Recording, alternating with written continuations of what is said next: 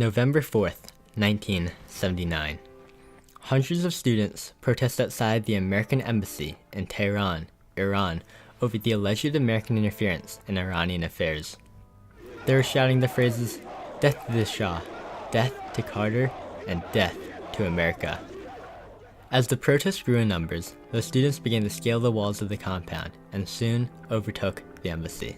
In all, 52 American diplomats were taken hostage, and in the 444 days that followed, this event, which would come to be known as the Iran hostage crisis, transformed the United States and Iran into hostile enemies, marked the end to a presidency, and forever changed U.S.-Iranian diplomatic relations.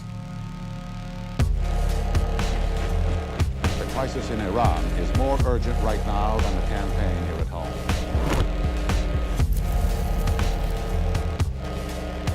The responsibility is fully my own. Mohammad Reza Shah, King of Kings.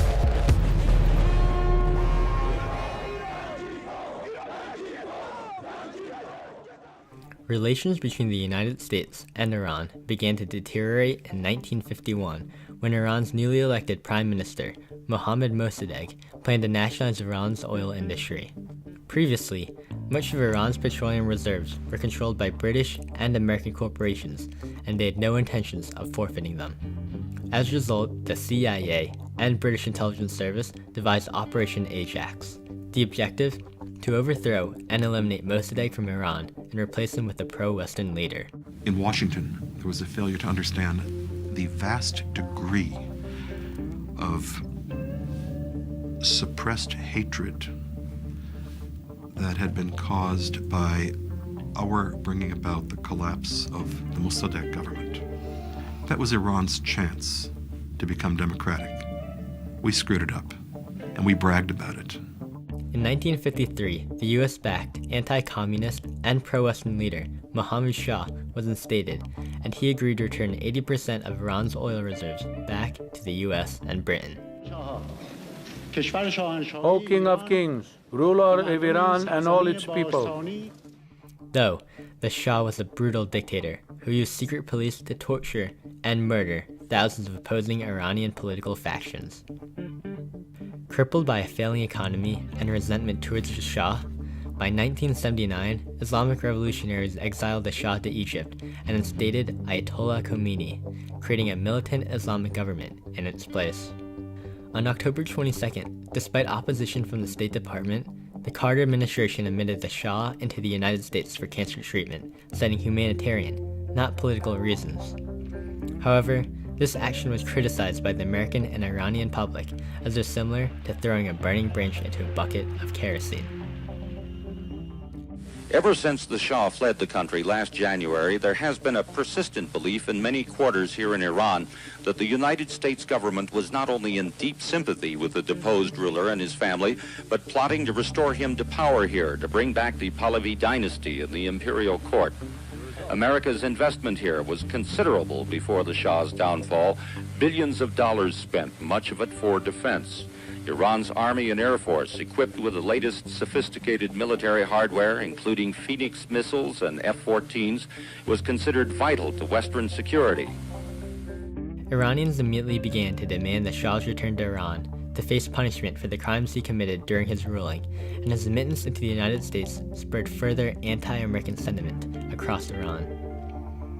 The American embassy in Tehran then became ground zero for anti-American protests. On November 4th, 1979, the compound was stormed by a group of student protesters angry over the American involvement in Iran. In all, 66 hostages were taken, 14 of which were later released. As for the 52 remaining, they were subjected to demeaning and terrifying treatment.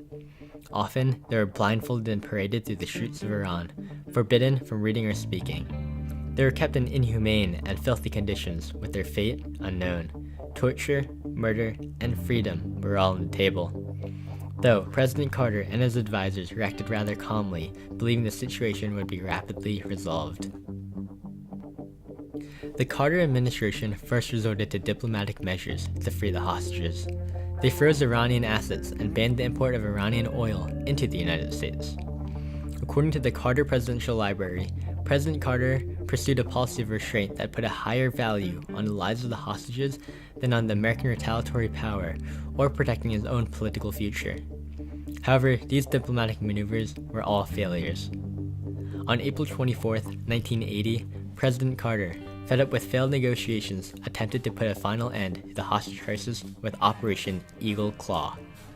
It involved the deployment of Army Rangers into the embassy to rescue the 52 hostages. However, operational difficulties rendered 3 of the 8 helicopters inoperable, including one helicopter that crashed into a transport plane, killing 8 servicemen. The mission was aborted. The crash happened later. It was to result in the devastation of one of the massive transport planes and one of the helicopters. This is the core of the tragedy. First impressions might suggest that this is simply the wreckage of the giant C-130 transport plane. But this is the entire rotor assembly of one of the American helicopters that were involved in the rescue attempt. It was parked over here, and it was when it took off on a mistaken bearing that it sliced into the Hercules plane. That, at least, is the version that has flowed from America in the past few days. But a combination of factors that we found suggested the possibility that the Hercules had in fact ploughed into the helicopter. After fierce negotiations between the US and Iran, with Algeria acting as an intermediary, on January 21, 1981, 444 days after the crisis began, the hostages were released hours after Reagan's inaugural address.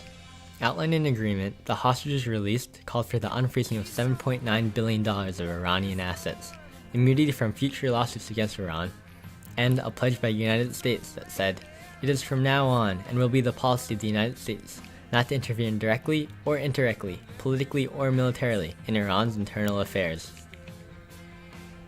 Since the hostage crisis, the US has cut formal diplomatic relations with Iran regarding allegations of state-sponsored terrorism.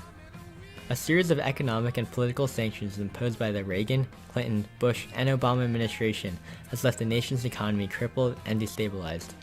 To this day, the label of a terrorist state is still embedded in America's view of Iran, and the chants of death to America are still commonplace of many protests within Iran. With constantly shifting US-Iranian diplomatic relations, the future of what will happen still remains to be answered.